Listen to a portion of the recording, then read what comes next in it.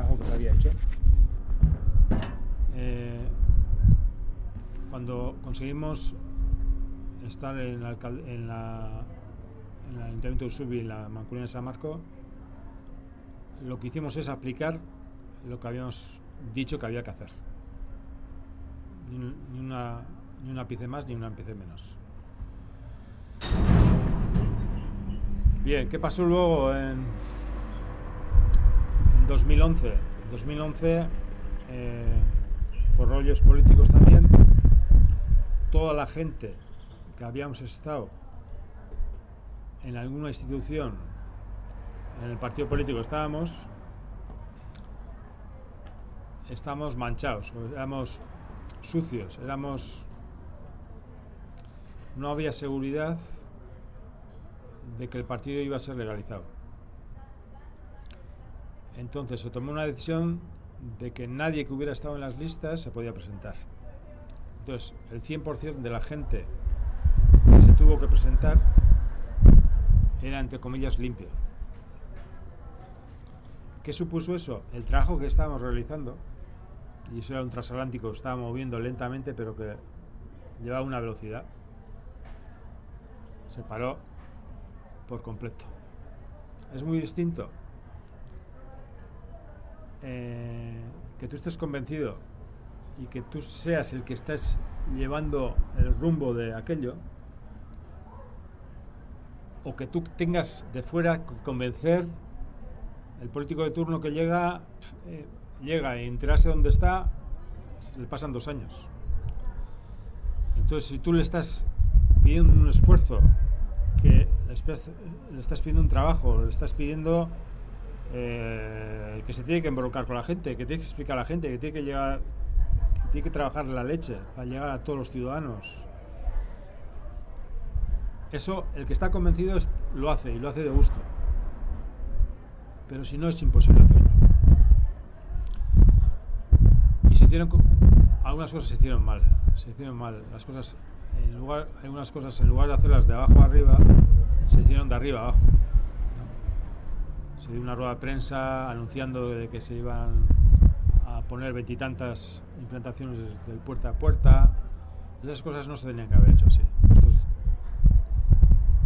Queríamos trabajarlo de otra manera, queríamos trabajarlo poco a poco y a nivel interno, y cuando la gente estaba convencida, entonces que diesen el paso. No que alguien decida, a ti te ha tocado ahora, y ahora yo ¿dónde empiezo? Con eso que pasó, que los otros vieron el peligro que se ponía en esos 23 municipios. El proyecto incinerador caía totalmente, y así recibimos lo que recibimos. Y todo, pues bueno, de 2011 a 2015 conseguimos que la basura de Guipúzcoa pasara de 200, hablo de memoria, 45 o 50.000 toneladas año a 160.000. Eso es lo que conseguimos en 4 años. Pasamos de una recogida selectiva de orgánica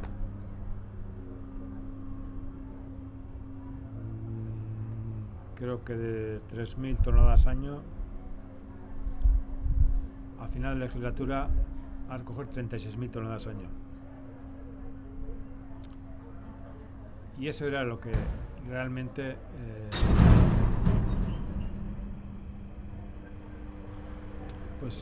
hacía peligrar el proyecto incineradora. Antes te comentaba que igual hicimos otra cosa también que realmente hizo temblar a algunas empresas que están haciendo recogida y tal.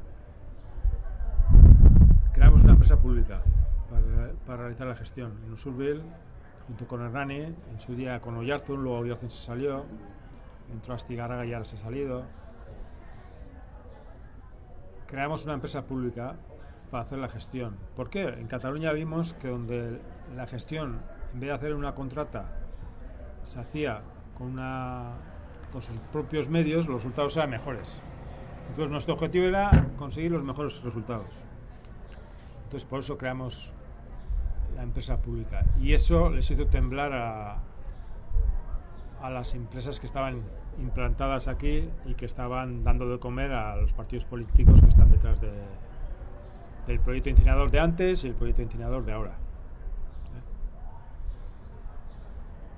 Bueno,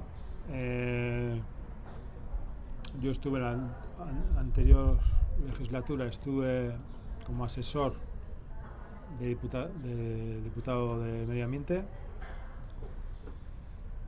pero no era cargo público, entonces no es lo mismo. O sea, si tú tienes un cargo público, tienes más. Si estás como asesor, lo que dices tú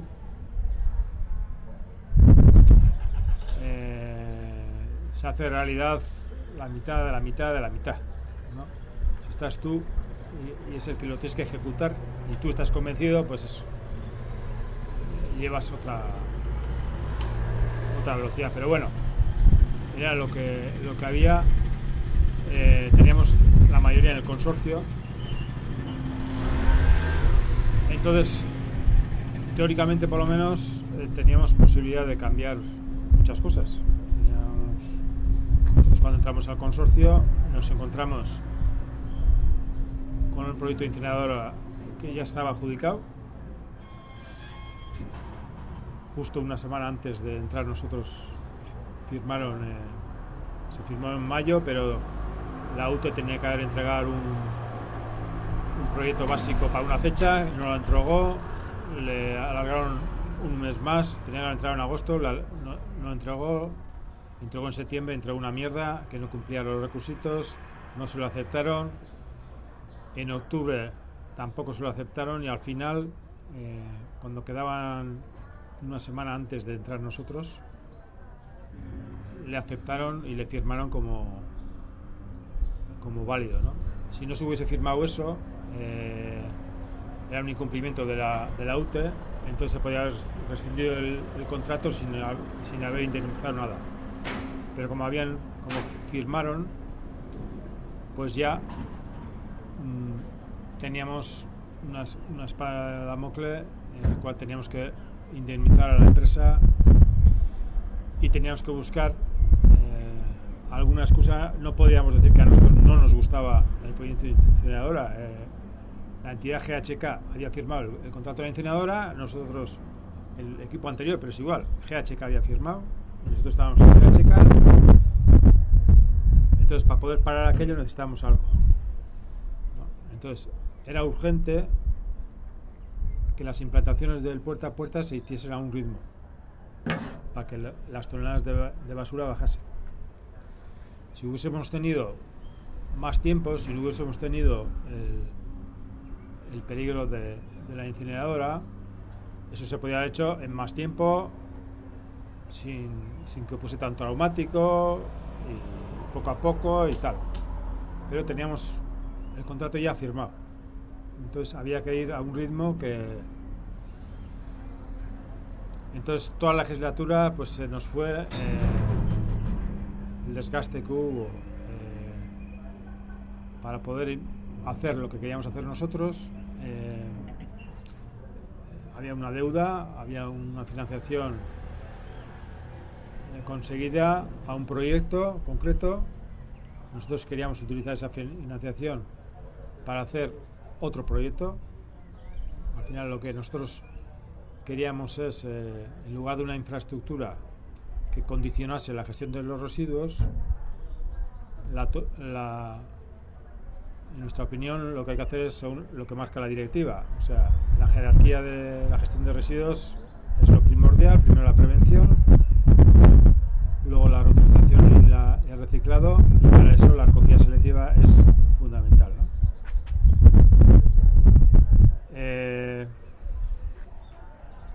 El que quiere impulsar la incineración quiere hacer justo lo contrario. Quiere que la recogida de masas sea mayoritaria y que la recogida selectiva queda muy bien, que sea algo testimonial, pero que la recogida de masas siga siendo mayoritaria.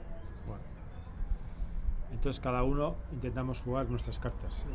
Donde se pudo, se implantó el puerta a puerta. Donde no se pudo, se pusieron otros sistemas incluso con acuerdo político con el PNV, en Tolosa se pusieron con contenedores más pequeños.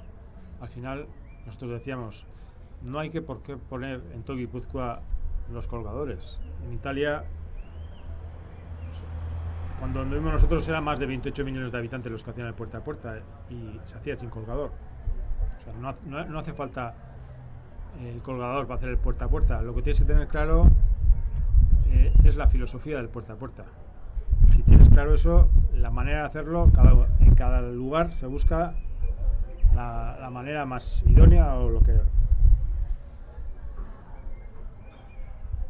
Pero bueno, después de la caña que se recibió, por una parte, durante 4 años estuvimos abrasados mediáticamente con el puerta a puerta, con el colgador, todos los telediarios, todo esto. Entonces, políticamente tampoco se aceptó mediáticamente. No se contó durante el último año con el servicio de Joseba, y para mí fue una de las claves por la que esto se ha ido a pique, porque al final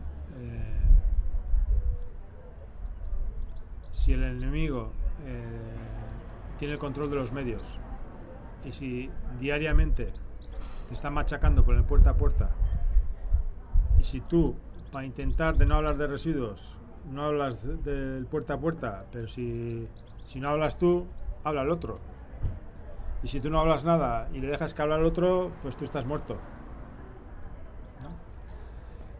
Y eso es lo que ha pasado, ¿no? Al final... ¿Por qué no contestaron? Porque para alguna gente, como no se hicieron bien las cosas, políticamente el tema de los residuos está pasando factura. Entonces, hasta mitad de legislatura se llevó una dirección, y a partir de mitad de legislatura pues hubo una orden en la cual se cambió la dirección. Entonces había que olvidarse de eso, no había que apoyar el puerta a puerta, no se había puesto ni una implantación, y menos mal que la gente estaba convencida y se pusieron en marcha en muchos municipios de Guipúzcoa, y de manera distinta. En algunos se hacían 2 fracciones solo, en otras 3 fracciones, con cubo, sin cubo, bueno, de muchas maneras, ¿no? Entonces, a finales de 2011, Guipúzcoa era un ejemplo a nivel europeo, primero por los resultados obtenidos y segundo por los distintos sistemas que había para poder comparar los resultados de un sistema y de otro. Después de las elecciones de 2015, que volvieron a conseguir la mayoría los partidos que querían implantar la incineradora, lo primero que hicieron fue intentar que la recogida en masa desde el minuto 1 empezase a recuperar terreno. ¿Cómo? Pues hicieron de todo. Empezaron en pasajes sin quitar el puerta a puerta, pusieron ya contenedores. En cuestión de un mes doblaron la cantidad de basura. En este momento están 500% más de basura que cuando estaba con el puerta a puerta. Mediáticamente, Pasajes era el único municipio en el cual la recogida selectiva la recogida de basura la hacían empleados municipales. Mediáticamente dijeron que estaba haciéndolo Garbitania, la empresa pública que habíamos creado, que Pasajes no hacía nada, pero mediáticamente dijeron de que era Garbitania la que estaba haciendo el puerta a puerta en pasajes para darnos caña. Todo mentira, pero es igual. O sea, una temporada que se metieron contra la empresa pública, otra temporada se metieron con el costo sobre costo que estamos haciendo el puerta a puerta a costa de otros municipios, y era todo lo contrario.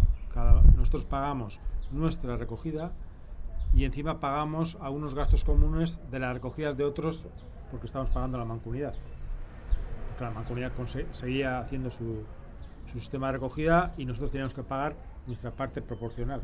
Estamos pagando lo nuestro más la parte proporcional de su recogida. Pero es igual,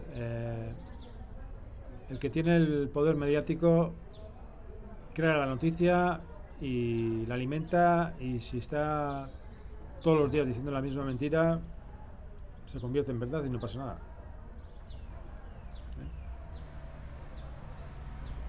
Bueno, en esa tesitura,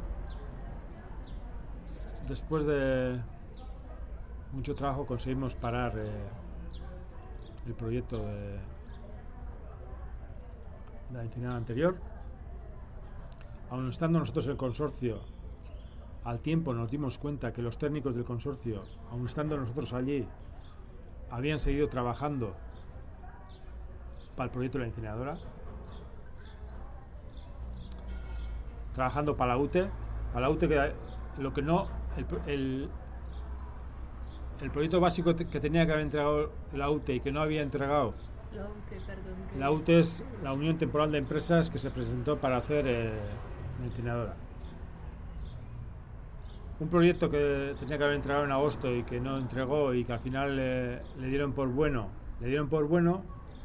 pero era muy deficitario. Entonces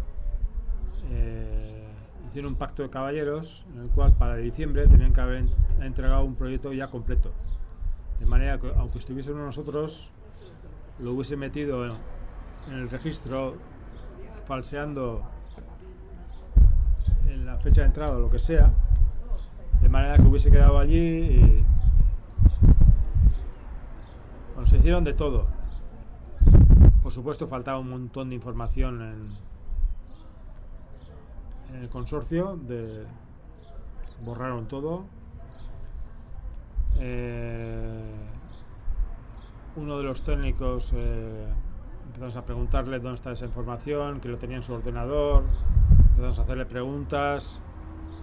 Le dijimos que esa información era de GHK, no era suya, que nos diese una copia de esa información. Quedó en que nos iba a dar la copia un viernes a la tarde. Ya le dijimos, bueno, el lunes nos das la copia y el fin de semana si quieres lo preparas tranquilamente. Y el lunes fue a las 7 de la mañana a trabajar, y a las 12 estamos en los despachos, uno contiguo. La chica esta desaparece y va otra administrativa, le dice al gerente: oye, Idoia se ha ido, nos ha dicho que la hija se ha puesto mala y que ha tenido que salir. Bueno, qué raro. Estando al lado, lo lógico es que te diga, ¿no? Oye, ha pasado esto y me voy. Porque estamos esperando porque antes la abogada, y yo, ¿qué tal vas? ¿Estás terminando? Sí, aún no, pero enseguida. Total, que ella se fue, se llevó el ordenador. Al día siguiente le llamó al gerente diciendo de que la hija, que había dicho mentira, que la hija no estaba mal, que ella se había puesto mal y que se había ido.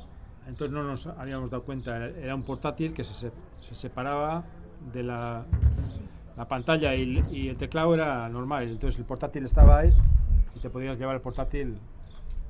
Entonces inicialmente no nos dimos cuenta que faltaba el portátil. Entonces le dijimos que por favor entregase el ordenador, que no sabía si lo tenía en el coche o no lo tenía. Le dijimos que si en 24 horas no entraba, que íbamos a poner una denuncia. Ella les puso una denuncia al gerente y al abogado por torturas y amenazas. Por torturas y amenazas. El caso es que estuvimos 2 años para recuperar ese ordenador. Se perdió toda la información. El día aquel que vino a las 7 de la mañana había estado machacando miles y miles de documentos, y todo eso estuvo en la Artzaina. Pusimos una denuncia en la Artzaina. Nuestra denuncia estuvo en un cajón durante 2 años. Ahí se quedó. Las denuncias que puso ella por torturas, tuvimos que ir varias veces a declarar al juzgado. Ahí se quedó también, pero se quedó igual después de 3 años de haber tenido que estar yendo allí. Pero al final, cuando conseguimos el ordenador, hicimos una copia pericial en el cual en qué fecha se borró el ordenador y cuántos de lo que se había borrado, una serie de documentos se consiguieron rescatar, recuperar, y ahí conseguimos algo de información, porque realmente se hizo de todo. Se falsearon proyectos. La licencia ambiental pedía hacer la incineradora de una manera, con una serie de infraestructuras. Tal y como se llevan a cabo las obras del movimiento de tierras, lo que teóricamente tenía que haber aparecido una explanada de 7 hectáreas, al final apareció una explanada de 5,5 hectáreas. Entonces, todas las infraestructuras que había que poner, que mandaba el plan territorial sectorial o que mandaba la norma foral, no entraban físicamente. Entonces había que sacar, y si no, no se podía hacer. El proyecto no se podía hacer.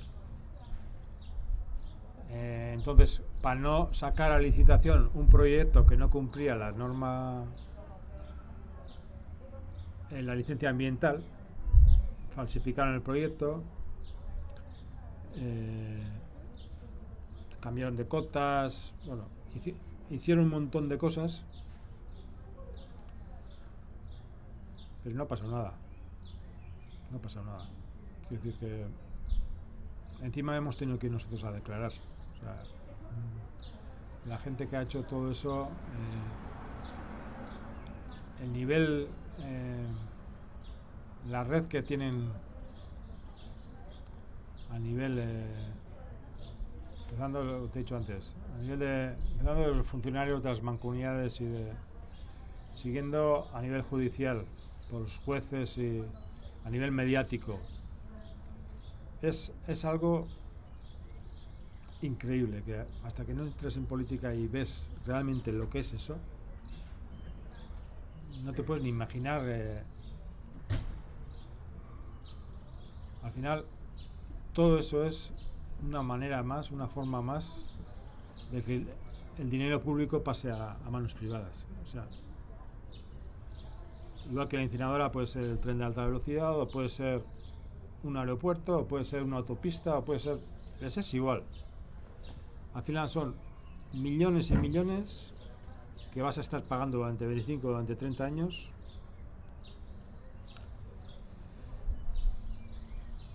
Y bueno, y al final, pues unos partidos políticos que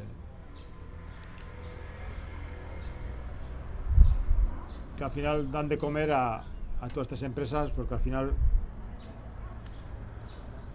hay unas puertas giratorias que se van alimentando unos con otros, ¿no? Y no sé, igual te he mareado todo, igual te has dormido. No, te estoy escuchando. Es que me gustaría sobre este tema, que me cuentas más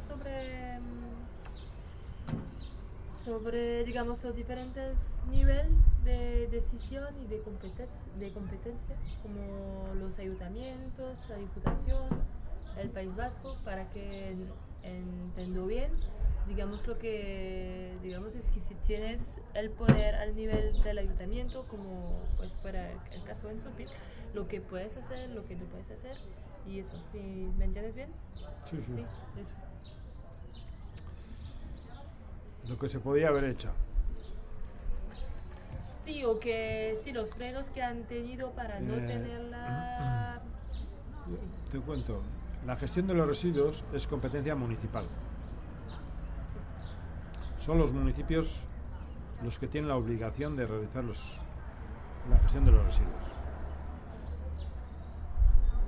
En la mayor parte, en lugar de que sea un municipio de 6.000 habitantes, al lado que haya otro de 6.000 o de 10.000 o de los que sean, y que cada uno tenga su flota de camiones y tal, pues bueno, lógicamente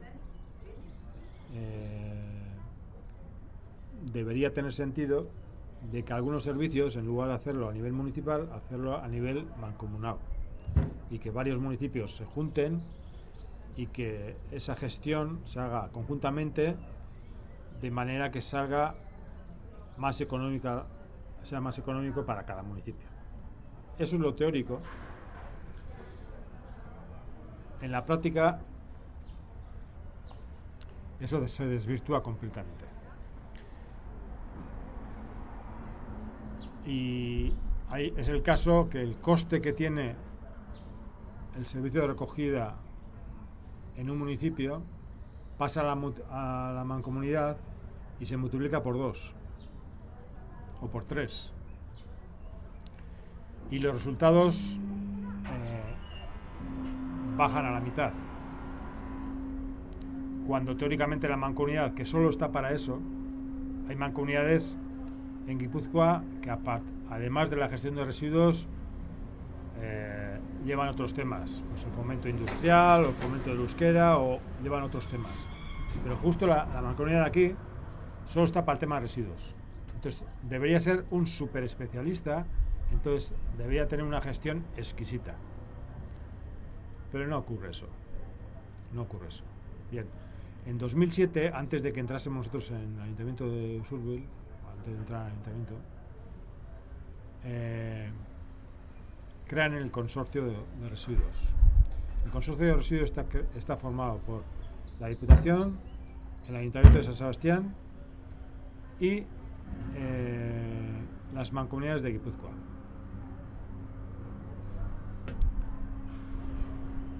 Y la mayoría tiene Diputación. Diputación tiene el 33%.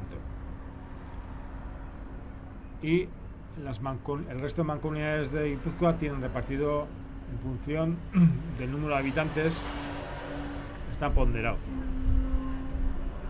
Bien, teóricamente el consorcio se creó para gestionar lo que ellos llaman residuos en alta. ¿Y a qué le llaman residuos en alta? Si la recogida hacen los municipios o las mancomunidades, después de recoger,